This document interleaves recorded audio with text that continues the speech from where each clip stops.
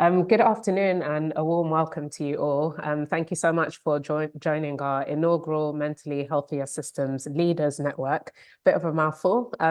My name is Kadra Abdinasir. I'm our Associate Director for Policy here at Centre for Mental Health, and I'll be chairing today's session. For those of you who aren't familiar with us, the Centre is a mental health charity that seeks to bridge the gap between policy, research, and practice with a specific mission to tackle mental health inequalities across the life course. One of the ways we do this is by working closely with integrated care boards and their partners to implement some of those policy changes, translate evidence, and also work with them to engage stakeholders in designing new and more equitable systems. We also produce research and briefings on topical issues such as maternal mental health. We did one on that recently and looking at how ICSs could ensure that new and expectant mothers get the support that they need. So we wanted really to extend our offer by setting up this network to support local leaders in their mission to drive mental health equality on a local level. So this network is open to anybody who's a member of an integrated care board or partnership or who works for one, with lots of opportunities. We're hoping for learning, exchanging of ideas and connecting with peers, from across the country. We'll also be hosting more events in the future and be providing regular updates to you all in a way that hopefully encourages some safe and productive conversations in the space as we're all, navigating these new systems and terrains and legislation and so forth. So if you do have any ideas for future topics, we would really love to hear from you. So please feel free to use the chat today to share any suggestions that you have or things that might be a challenge or an opportunity for you on a local level. So just really quickly running through the running order for today.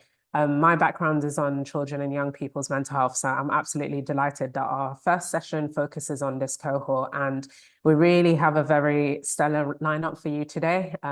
We'll firstly hear from two incredible young leaders, Zaynab and Louise, about how they've been using their voices and experiences to affect change.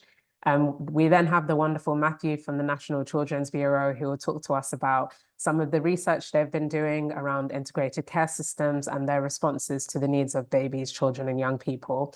And last but certainly not least, we have Nana, who will share some of her insights from a service delivery perspective and some of the innovative programs that she oversees. There will then be an opportunity for questions and answers. So please pop them in the chat as we go along, but there will also be an opportunity for you to ask it verbally a bit later on. Just a little bit on digital housekeeping. I think we're all really familiar with this by now, but the event is being recorded. So we're hoping to circulate this to attendees and those who couldn't join afterwards. And when you do, please feel free to use the chat to introduce yourself as well, and use it as an opportunity to connect with others. So without further ado, I would like to introduce Zaynab, aka Zizi Sohawon, who's an award-winning youth mental health lived experience practitioner and CEO of Emotion Dysregulation in Autism, a charity that she founded, and also Louise Lyons-Apaya, who's co-founder of Breathe Union. She is a passionate advocate for mental health, personal development, and equality. And I've got a couple of questions that I'm going to run by you both to get us started. So firstly, can I just ask you both to tell us a little bit about yourself and what you think are some of the most pressing issues impacting children and young people today? Can I come to you first, Zizi? Definitely, great question. So yeah, hi everybody. Good to see you on the call today. And thank you, Kadra, and thank you to Hannah and Andy and everybody at the Centre for Mental Health, Jenny and everybody for organising this. I think it will be a really fruitful conversation. So yeah, I'm a youth mental health advocate and chief exec of a mental health charity for autistic young people. The charity Emotion Dysregulation in Autism is working to create a peer support program which would support autistic young people who have personality disorder in mental health units. And a lot of that came from my own lived experience. I think that's how I got into youth mental health advocacy, is through my own lived experience. So I'm a care leaver. I experienced significant adversity from the ages of like 11 till 18. I was sectioned from 14 to 18 and had psychosis and was given the label of personality disorder, which as a child is, I think, quite damaging. And that leads me on to the question that Kadra had, which was, what are the most pressing issues for children and young people's mental health? And I think at the moment that is definitely about how I think nowadays there's a lot of awareness about youth mental health in general, but not much around severe mental illness, not much around psychosis, personality disorders, inpatient mental health settings. You don't get much of that in the media, and if you do, it's all the scary stuff. And I think to add to that, I think children and young people nowadays are more likely to be diagnosed with personality disorder, which is, a really scary label, and it can contribute towards iatrogenic harm. And I think sometimes the systems that are meant to support young people are the systems that abuse young people, particularly in inpatient services. So I think that's a really pressing issue right now for children and young people's mental health.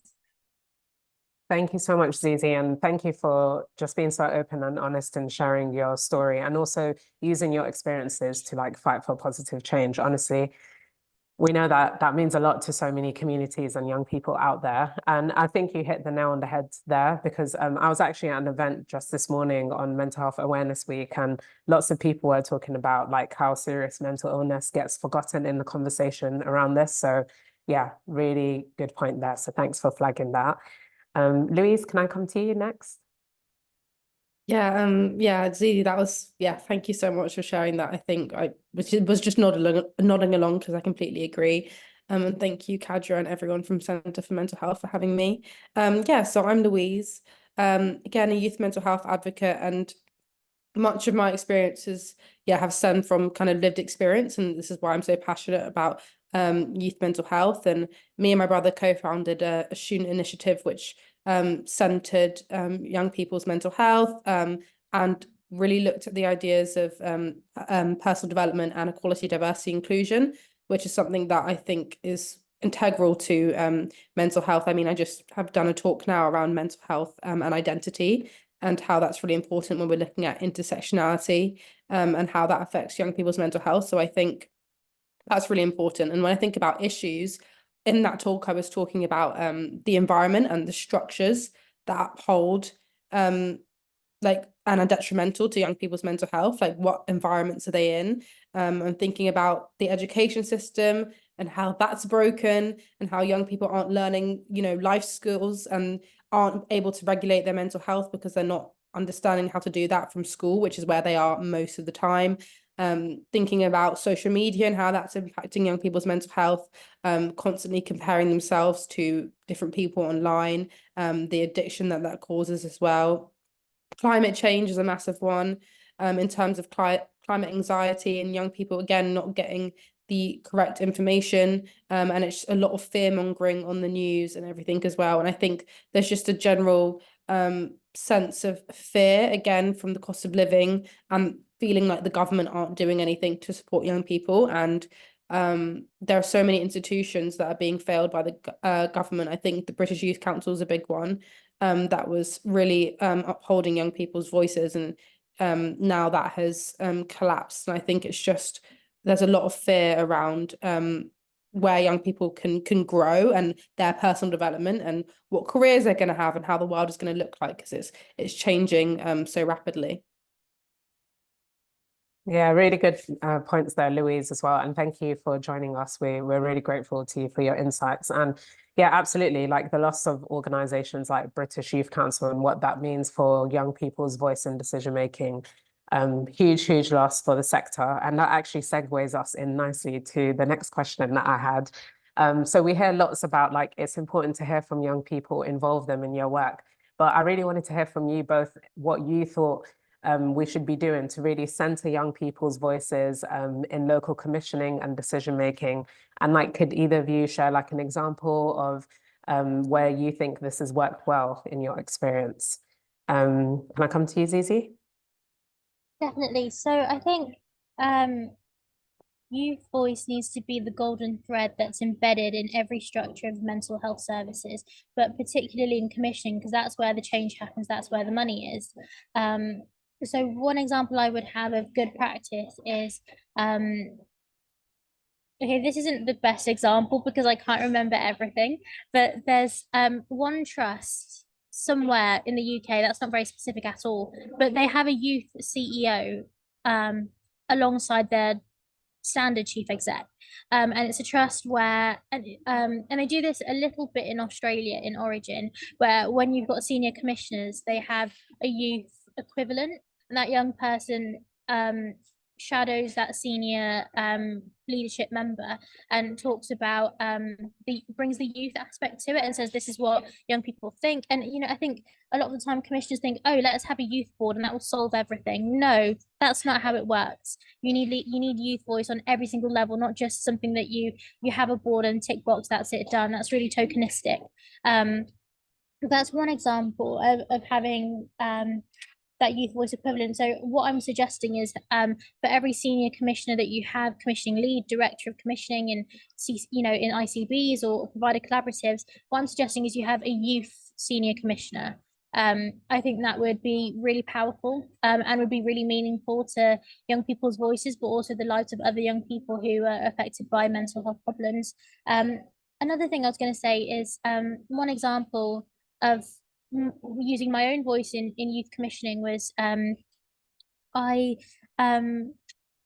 throughout my charity, I'm a young person, 23. I set it up when I was 20 years old, and I spoke with the director of the West Midlands Provider Collaborative and said to her, I think that if we had a really bespoke service for autistic young people who have personality disorder and find themselves in inpatient units, if we had peer support that was psychologically informed, that was neuroscience based, evidence based in terms of like having the low arousal method, all these different things, I think that would work really well. And here are some of the stats of how many autistic young people are in inpatient at the moment. Like in the West Midlands, there's 57% of all inpatient young people are autistic, so quite a high prevalence. And I know that's probably just what's being just people who are formally diagnosed with autism, not people who have a suspicion or clinical suspicion of autism and not a formal diagnosis. So I pitched that to Elaine and so I shouldn't say the name to the director of the Provider Collaborative, and now my charity are working towards we've worked really hard to get the paperwork sorted, and we're getting the contracts in the next kind of few weeks. We've done most of the project initiation documents and all those things, and that's a key way of how I'm a young person. She didn't have to listen to me, but she did, and now we're getting to a point where we've got our peer support workers on the ground, and they're employed, they're trained, and they're just raring to go. And the go live date is 28th of May, which is really exciting. And she didn't have to listen to me as a young person, but she did. And look at the impact that it's going to have. It's going to really transform the lives of so many autistic young people with mental health needs. And we've started our community peer support program. Had the first session today with our first peer support worker and first young person, first referral, and it's looking really promising. And I think if we have youth at the centre of decision making, we will transform the world. We are the next generation. And yeah, that's what I think. So that's my answer. I love that example. Thank you so much for talking us through it. And yeah, best of luck with getting the program launched. I'm sure we all want to hear more about that. So please do keep us posted. And yeah, I love the idea of having an equivalent young leader at like senior commissioning levels.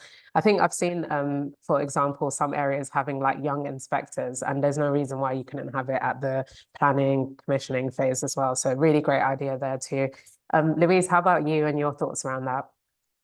Yeah, I think like Zizi was saying, like some youth advisory groups and youth boards can be quite tokenistic, and they're not like actually they're making strategic decisions, and their voice doesn't have the final say. It's much more that they're kind of just giving bits and pieces, and then that the final decision is made by the people who have that power. But I think in terms of making a kind of more equitable power structure is something that's really important. I mean, I'm on the youth board of a youth mental health charity called Beyond, and I think the power structure has been so equitable in terms of how the youth board have been integrated into the charity, and also the opportunities we've been able to get as well. Like I now am a consultant for the charity. I get paid for the work that I do because they were very much like, yeah, we want to give these young people opportunities. So I think that brings me on to thinking about like youth consultants, and these organizations like commissioners will have consultants that are giving them that information, but a lot of them will be like professionals, adults. Like, why can't young people be professionals? Why can't they get paid for their time? Because they will be the best consultants. They have all the experience and they have that knowledge. But I think it's very much the idea that, well, how can we do this and how can we bring them in? It's very simple. You just say, these are the things that we want from you, like you would with any consultant, and we're going to pay you for that knowledge. So I think that's something that's really important. And I've been working with Mental Health First Aid England to bring young people in to do some consultancy. And again, I think what sold people right away, young people wanted to apply and give their expertise, was because we were saying how much we were going to pay them, and it was very fair and equitable. So I think that's really important. Yeah, absolutely. And yeah, you do terrific work in that sense as well, and the offer that you have. So please do check out Louise's LinkedIn and find out more about all the projects that she's been involved in. Absolutely. That point there that you made about having meaningful, genuine power sharing with young people is quite critical. And yeah, moving beyond tick box exercises. So I have one final question for you both, and then we might come back to the other questions a bit later. But and I think both of you have talked a lot about like intersecting issues that children and young people face, but unfortunately, we still see lots of systems working in silos with each other. So what does it mean to you both to take a holistic and multidisciplinary approach to children and young people's mental health? Zizi, do you want to go? Yeah. So I was going to say that so I wanted to reference, in answer to that question, I wanted to reference a study that was done called Why Are We Still in Hospital? It was a project that was done by Changing Our Lives in partnership with the University of Birmingham and Impact. And they talked about boxes and how people with learning disabilities and autism were finding themselves stuck in hospital for years and years on end. I was an advisor on the study and consultant, and there was another person who was on there. She had significant learning disabilities, and she was in a hospital for 22 years. I'm 23, like she was in a hospital pretty much all my life, and I was 21 at the time, so she'd been in hospital longer than I'd been alive. And so going off that, they talked about boxes and how sometimes there's a box of LD, ASD, PD, personality disorder, autism, learning disabilities.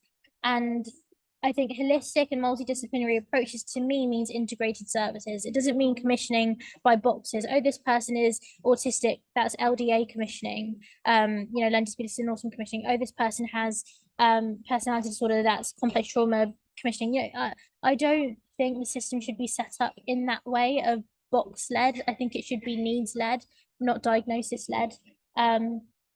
And me, I fit into many boxes. Which one would you choose for me? Would you choose autism? Would you choose psychosis? Would you choose, intervention psychosis services? Would you choose personality disorder services? Would you choose being a care leaver? Would you choose that, that I'm BAME and have, additional ethnic disparities? So to me, holistic and multidisciplinary approaches means understanding intersectionality and understanding that lots of young people often don't fit into just one box. So you can't commission as if they do fit into that one box. So yeah, that would be my answer, is that we have a mixture of experiences, we have a myriad of experiences, and commissioning at the moment is set up in a really damaging way, in that it's not really fit for purpose. And I know we've got the progression of ICBs and provider collaboratives, which is great, but what I find is that now that we've got the ICBs and provider collaboratives, I think we're working in silos a lot more. Like the West Midlands Provider Collaborative that my charity has a contract with, they're very different to, for example, East Midlands or NCEL Provider Collaborative.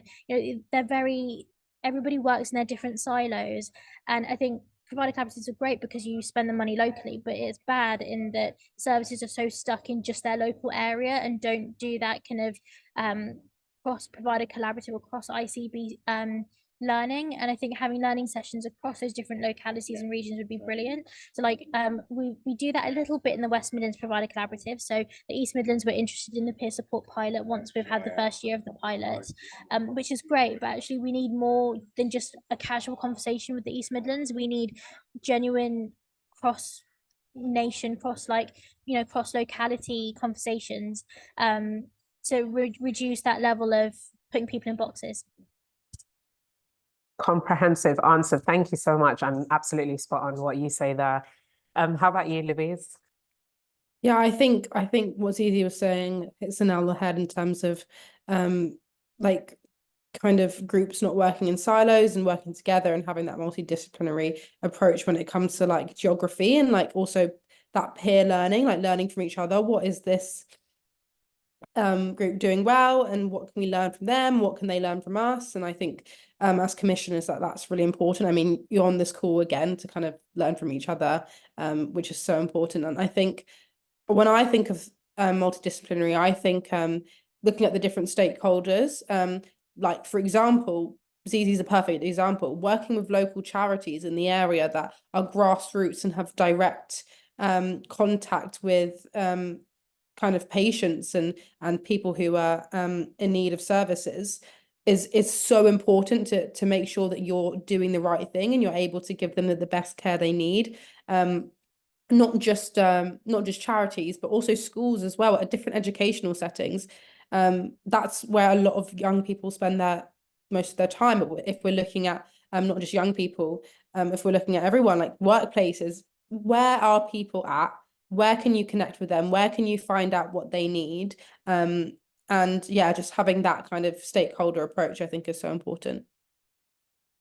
That's fantastic, Louise. Thank you so much for that. So thank you both hugely for all your insights there. And if anyone in the audience has any further questions for Zizi and Louise, please feel free to pop it in the chat and we'll come back to it later.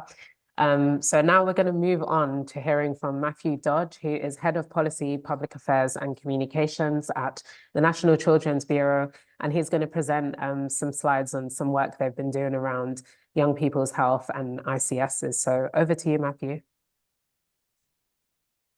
Thanks for the intro, Kadra. Pleasure to be here and a privilege to follow Louise and Zizi.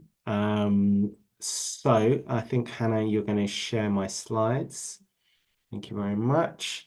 So I'm going to talk to you about a piece of work that we've undertaken as part of the Children and Young People's Health Policy Influencing Group. So that's a coalition of organisations working on children's health in its widest sense. And the piece of work there is what do we know about ICSs and what they're doing for babies, children, and young people. Next slide, please. Very briefly, because I know you're not here to hear about us. Health Policy Influencing Group is co-chaired by NCB and the Council for Disabled Children. We've got over 50 members, and we've recently taken on the role of stakeholder council to NHS England, which is great because it gives us a sort of really direct link into ICBs and the work of sort of wider work of NHS England with these new emerging systems. Next slide, please. So I guess overall, what's our sector's overall view on the extent to which children get prioritised? I'll just use children as a shorthand from now on. If left to its own devices, both nationally and in local systems, our experience is that children, if they're not explicitly prioritised, end up a bit of an afterthought, and that unfortunately was certainly the case with ICSs when the policy first came out from the Department for Health and Social Care. Services for babies, children, and young people are particularly face particular challenges. We've heard about the need to see children holistically. Children go through rapid changes, rapid developmental changes as they are born and go through the early years into school age and adolescence. So particular challenges of providing an integrated holistic offer to them across education, social care, and of course health, and particular challenges with sharing information and data across those different services and getting the right data to commission effective services. All of that sort of resonates with what Zizi and Louise were talking about. And again, that children's voice, both at the national level and in local systems, is often overlooked. So that sort of just summarises where I think the children's sector is more broadly on how the health system responds to children. Next slide, please. Okay, so there has been some progress after what has been a relatively bleak decade, I think. There has been some recent progress. It does feel like, at least at some of the national policy level. We did a lot of work during the passage of the Health and Care Act, and there were some key commitments that happened during that. So there was a requirement on integrated care boards to set out what they'll do for babies, children, young people. There's a commitment that every ICB must have an executive lead for children, and then there was this sort of other review that DH and DFE, Department for Education, took on around improving the way information and data is shared, and the potential for a consistent child identifier. So there were some positives here, although, you know, in and of themselves, they're not gonna change the world. There was some really important progress made, and hopefully that's the sort of progress that we've tried to build on with the report that we've undertaken. Next slide, please. So this is the report, and we'll put the link into the chat. So it is a report setting out what we know about ICS and how they've responded to the needs of babies, children, young people in their first sort of year of operation. Why did we do it? We wanted to keep the focus on children in departments, you know, make sure ministers stayed focused on this, to make sure it remained a priority within NHS England, and of course that ICBs and ICPs themselves, you know, continue to focus on children and continue to keep improving. We wanted to celebrate success and identify areas of improvement. And I think I just want to say this was never about sort of, bashing, for want of a better word, like local systems, the NHS. Like, we know the huge, unbelievable pressure that everyone working in local systems has been under. You know, this is another reorganization, you know, long-term, you know, failure to invest properly, rise in poverty leading to increased demand, the pandemic, of course, the workforce crisis, and all of that. So this was an attempt to be as a supportive piece of work, rather than as a sort of criticism of local leaders or local systems. But nonetheless, we did think it was important that we continue to sort of shine a light on this. Okay, next slide. So what did we find? Or how did we do it? We looked at 31 ICP strategies and ICB joint forward plans, and there's a load of policy jargon in there, but those are the key documents published by integrated care partnerships and integrated care boards that set out the priorities and what provision is going to be put in place to meet them. So you can see there the sort of domains that we looked at. I won't read them all out, but you can see we looked at a range of domains. We looked at the strategies, we looked at the plans, and then we asked a series of questions about the extent to which babies, children, and young people were reflected in those. So next slide, please. And I'll cover a few of the key findings. So there's absolutely good work developing in many ICSs. Whether it's because of the Health and Care Act and the amendments to that, or whether it would have happened anyway, there's no doubt that babies, children, young people are a sort of significant presence in most strategies and plans, which is great to see. The most common areas where sort of needs are identified are listed there: obesity, mental health, SEN and disability, and Start for Life. So those were the sort of four most common priority areas across ICSs, and this looked at both physical and mental health. Do need to acknowledge that plans and strategies can only tell us so much. It can't tell us what provision looks like on the ground. It just, all it can say is what was written down in a plan or a strategy. It can't tell us about quality, can't tell us about sufficiency. However, at the moment, that's what we have as a sort of sector advocating for children and young people. these are the things we have to go on at the moment. So it does have value, but it has limited value in telling us the reality for children on the ground. Next slide, please. And so there was good work, but what were the areas for improvement? So while there was quite a bit of evidence that parents had been consulted, not universally, but often parents groups had been consulted in the developments of strategies. Co-production with children, young people needed a lot more work. Certainly what was evident from the plans and strategies was that children, young people had rarely been routinely involved. Again, the caveat is this is what is said in the strategy. It doesn't necessarily lead to it definitely not happening, but this is how it was reflected. Another area that needed particular focus was integration with schools, early years settings, colleges, universities, and children's social care in particular. So there was a lot to do in terms of identifying need and meeting need, working with those other sort of sectors that support children. Much greater clarity needed on leadership for children and accountability. Often it was quite unclear where accountability stopped and where decisions were made. Next slide, please. There was a stronger focus needed on the children's workforce, while there was sort of general commentary on the challenges of workforce. It was rare to see the children's workforce singled out or any sort of sustained action to address capacity issues or workforce issues for children.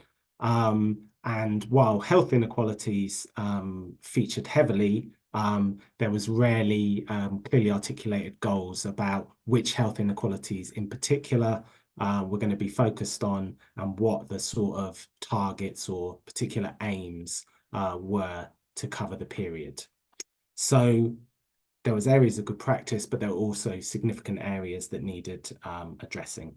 I've got one final slide, if that's all right, Kadra, if I'm doing all right for my 10 minutes here. Yep.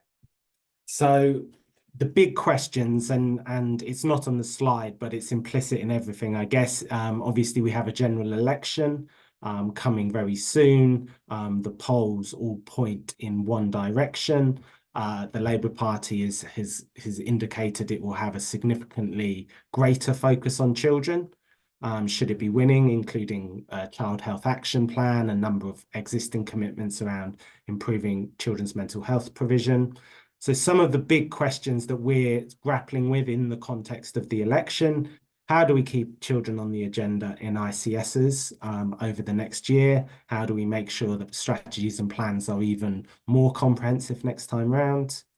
What is the right balance between central prescription versus local autonomy? So, of course, it's absolutely right that local systems know their population best, but equally, how do we make sure children and young people don't get deprioritized as can sometimes and it's too often be the case?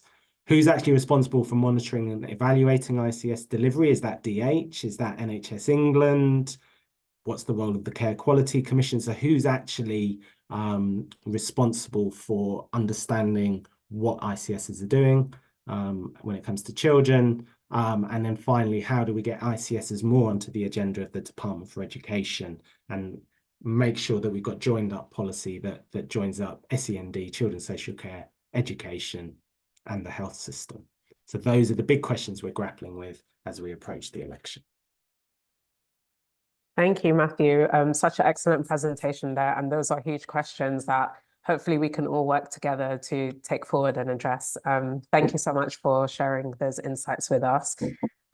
So finally, I'm going to come to Nana Owusu. I'm really delighted to have her with us this afternoon. So Nana is Clinical Lead and Director of Children and Young People Services at Hammersmith, Fulham, Ealing, and Hounslow Mind. Hi, Nana. Hi, how are you? Good. How are you? I'm good. Thank you for having me, yourself and Centre for Mental Health. Yeah, Oh, lovely to have you.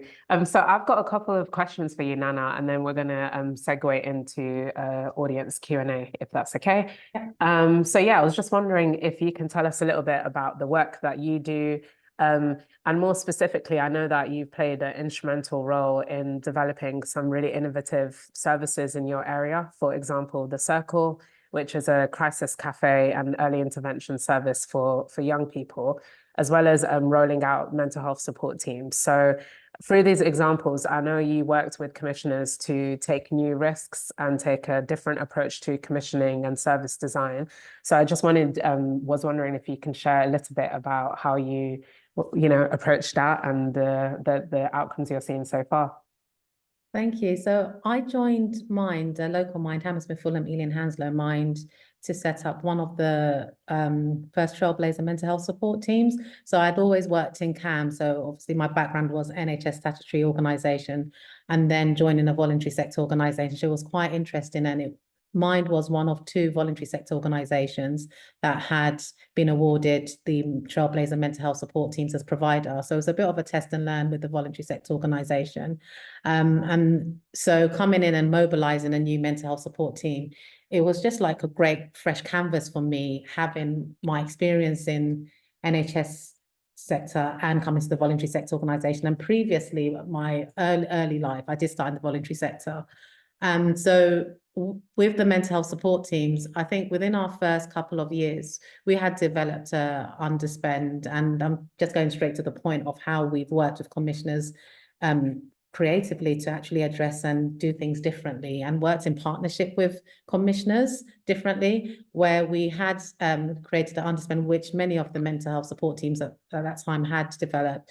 And it wasn't about the commissioners telling us what to do or how we should spend it. It was really conversational. Can we have a conversation about some of the data we had collected, some of the feedback we had got from the young people and school staff and our other voluntary sector organisations that work within school and social care, and think about some of the gaps and some of the needs, and how we could utilise the underspend creatively to address those needs. And one in particular, which really stood out, and I can share here, was we realised in particular schools in our area where there was a high population of children from South Asian backgrounds, there was really limited referrals received, which didn't correlate with the population of the schools. And then also the referrals we were getting for Black boys were minimal. And the ones we did get, the referrals were consistently saying, child on behaviour management plan, you need to see this child or they'll be excluded, and this is the last point of action. They have anger issues, behaviour issues. So we did a bit more deep dive and digging into the referrals, and actually pulled together a focus group with young people, parents, and it's really key when you think about co-production and developing services. Yes, you get the young people's voice, but the parents' voice as well as the wider system. So we did a focus group with the young people as well as the parents, both from the South Asian community and the Black community. And from the South Asian community, we found one of the issues with getting referrals was the consent. So a lot of the parents, because of the stigma, were not consenting to referrals. So young people who did want support and seek support, particular age groups, we weren't able to work with them unless we got consent from parents. And also with the Black boys, when we looked into our cases and actually looked at the work that had been done with the young people upon assessment, we found that many of them did not have, it wasn't anger issues. And number one, I don't even use that word anger, it's around emotional regulation, right? So it was not anger issues. They had genuine anxiety and depression. A lot of them were in particular areas where they had to walk a long way around school because they were avoiding local gangs. There was issues around social care, young people who their families had been moved from the area due to a number of reasons. So they were getting to school late. I mean, there was one referral in particular, the young person, they said, oh, was stealing food. Why is a child stealing food in school? Ask that question. But then the referral was saying anger issues and behavior problems. So from the focus group, one of the things that we found was we had a high drop-off rate as well of young people from particular backgrounds when we did engage them. And it was the fact that the mental health support team intervention was 6 to 8 sessions. And normally by session 6 is when you start getting the young people open up and building that trust. And also one of the things we found, I know there is research to demonstrate that it's young people, I'll talk about the Black Boys Project, it would be beneficial to have a Black therapist, but it was quite interesting. The focus group we had was that, yes, they would like a Black therapist, but actually they'll prefer more of a role model, a mentor, than a therapist. So what we developed was a triangulated model between the school, parents, and ourselves, where they would, when we picked them up to do those 6 to 8 sessions, we extended the sessions to 12 sessions, and then recruited a therapeutic youth worker. That was the idea we posed to our commissioners. Recruit a therapeutic youth worker that would triangulate the sessions that the education mental health practitioners would have with the young person. So the strategies and skills that they would share with the young person in the sessions, the therapeutic youth worker will think about how it could practically be used in school and at home with the parents, and the therapeutic youth worker would engage with the parents as well to bring them on board. So that real holistic approach around ensuring that the intervention is fit for purpose and is working for that young person and the family, and they're all on board, and the school. So it was great when we shared that idea, that proposal to the commissioners. Go ahead, great, let's trial this and let's test and learn.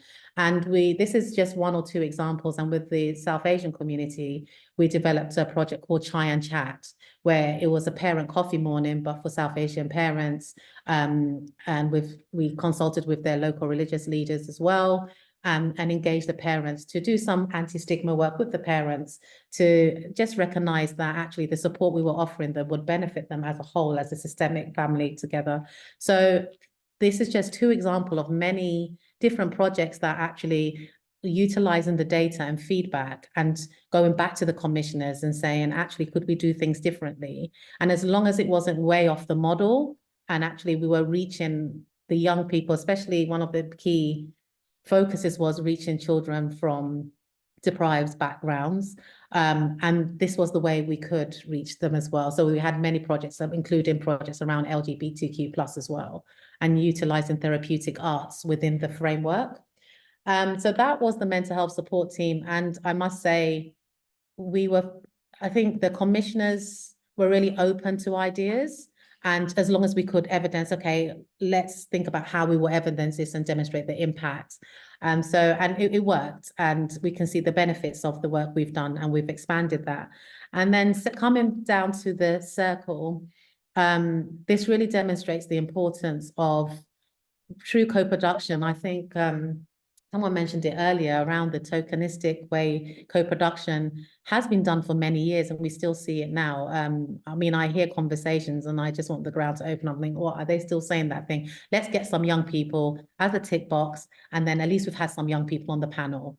And I think co-production should happen all the way through. And I love the fact that there is young leaders on a commissioning group. And I think with the right training and support, you do really get that valuable insight into commissioning services if you have that young voice. So one of the things that I came up with is, from my work, I'm a nurse by background, a CAM specialist nurse. So years ago, I did a lot of work in A&E as a CAMS liaison nurse. So throughout my experience, I saw a lot of young people who presented in A&E that actually, if they had been seen earlier on, they wouldn't have needed to come to A&E. And also the system is, I think there is a lot of help and support needed with the system, navigating services and understanding where to send young people. And I don't think there is a lack of services, but I just think there's a lack of coordination of services and people understanding which services to signpost young people to. So that navigation of services. So quite a lot of schools will send young people as soon as they've said something like, I don't feel like being here, or self-harm, straight go to A&E. And I mean, it's still happening now where young people who are on CAM's waiting list, the idea was if you go to A&E, you get seen quicker. So, in my head, I just thought, actually, if there was somewhere on the high street where young people, parents could go to and speak to someone in that moment where they're feeling distressed before they get to crisis point, then actually there wouldn't be a need for them to come to A&E and actually be re-traumatized. And actually, sometimes by the time they get to A&E and they're seen by myself after waiting hours, The issue they came with actually has exacerbated and actually got worse and escalated. So many years down the line, starting working in Mind, there was an A&E audit done and by local ICSs, and it was found in West London around the young people presented in A&E. There was some data to show that 50% of them that presented in A&E were not known to services and did not require ongoing services. And also the highest numbers of young people presenting were white girls and age between, I think it was 15, 16. And I mean, I always say data is as good as where you collect it from, because there is also data missing from those who are not accessing services. And in my head, it's always been, even working in CAMS, so the higher number are white girls between the particular age. However, and in my time in working in CAMS and in CAMS liaison, crisis liaison, I hardly saw children from minoritized backgrounds. If it was very rare. But when you go into the adult mental health services, I mean, I trained as an adult nurse, it's highly populated with Black males and females. So where is that early intervention? Where's that gap? Why are they not seeking help? So that data is missing. So thinking about it and I approached the local trust and said, actually, I think I have an idea that might be beneficial. Similar to, I think, Zizi, I went with an idea. I'm not a young person. I see myself as Peter Pan. I still see myself as young, but I've got young ideas. Went to them and said, actually, from my experience of working in A&E and working in CAMS, and now within the mental health support team and within the voluntary sector organizations, I think that I've got a solution to the issue with the A&E, and we know our A&E services are stretched. It was quite, it took about 8 months. So I wrote, they said, okay, write the proposal. So one of the things I did was pull together a young people's group, because obviously the information I had was from my experience and young people I've spoken to over the years. So we, apart from our co-production group, we work very closely with Young Ealing Foundation, and they have a Young Champions group. And it's really key that there are many co-production groups. And yes, even though we have our co-production Young Advisors group, it was to get a wider range of voices and community voice. We partnered with their Young Advisory group, and I totally co-designed the proposal with the young people and presented it to the trust. And it went back and forth, lots of questions about risk management, having a service that will see young people who may be in crisis coming on a high street and maybe needing hospital. So the beauty of this, when we talk about co-production, is not just with young people. The commissioners, and I would say it's been fantastic working with our commissioners, really co-designed the design with me. And it wasn't, okay, we'll give you the money and go ahead and do it. It was really thinking with me it was a period of another 6 months. We formed a partnership board, and it was really important to bring on social care, the local police, CAMS crisis liaison, and we've got something called Speak CAMS in West London, which is a telephone line crisis call center, and also other voluntary sector organizations where we met monthly, where we co-designed the actual circle, which is now called the circle, which the young people named. And so when we talk about co-production, it's actually having the young people's voice, the parents' voice, and partners' voice. Because when you bring the system together and you work together, that's the only way you can avoid having those cracks and misunderstanding of each other's services, and pushing back, saying, actually, this is not my problem, this is your problem, it's a social care problem, it's not mental health. Actually, it's a systemic problem, and we need to work together. I would say that way of commissioning, where the commissioners were actually part of the design and not just send us your reports and KPIs or they were really part of it, and they've continued to be part of it. So once the circle opened, we still to date, we have 2 meetings a month, one formal and one informal, where we go through the data, we go through operational issues and what's happening, and we keep learning, testing and learning and thinking about how we can evolve the service and develop the service together with young people. And I can truly say, from the young people's voices themselves, we celebrated the year anniversary, which Andy came along, and also from the data as well. So both the young people's voices and the data and our partners' voices, it's been a true success, and it's been really effective and impactful, and it's making a change. And for me, is an example of when commissioning is done well and together, how impactful it can be. So yeah. Oh, I love that example. Thank you so much. And yeah, was the circle featured in Roman Kemp's documentary? Is that right? Have I got that right? Yeah. So you can, people Roman can Kemp. find out more through the documentary as well. I mean, which well, it was in there for Okay. 2 minutes, but if you want more about Okay. it, there's a YouTube video talking about Okay. the circle that explains what the circle is. Yeah, amazing service and initiative. I wish that there was a circle in every local area. So please do check it out. So I'll just open up the floor to questions from people. Thank you, Nana, by the way. Thank you.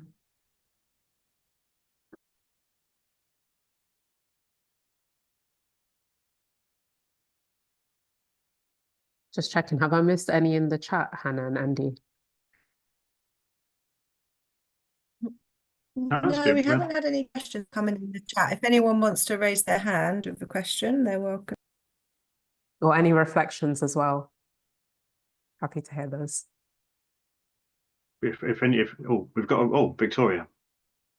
Hi, Victoria. Hi everyone, can you hear me okay? I've got massive technical issues today. Hi everyone, I'm Victoria Blezard and I direct our community mental health programme in Bristol, North Somerset and South Gloucestershire. Apologies, I'm not too well, so I hope you can hear me okay. It was amazing hearing all of your contributions and a real kind of huge amount of scribbling away. I don't lead on our children and young people's work locally, but to share with colleagues around lots of the ideas that you've put in place elsewhere that we can emulate. But a key theme that came out was about people being able to kind of share and learn from each other in a kind of peer learning approach. And I was just curious to know, particularly in terms of young people who are involved in co-production, are there any mechanisms whereby young people can, across the country or in regions, come together and share their own experiences between themselves so that learning can be shared from that perspective, alongside obviously ICBs linking with each other to share their experience on the other side of trying to co-produce? I was just curious to know if anything like that does exist. Yeah, Cici? I don't think that there's a unified board that is just for youth co-production people.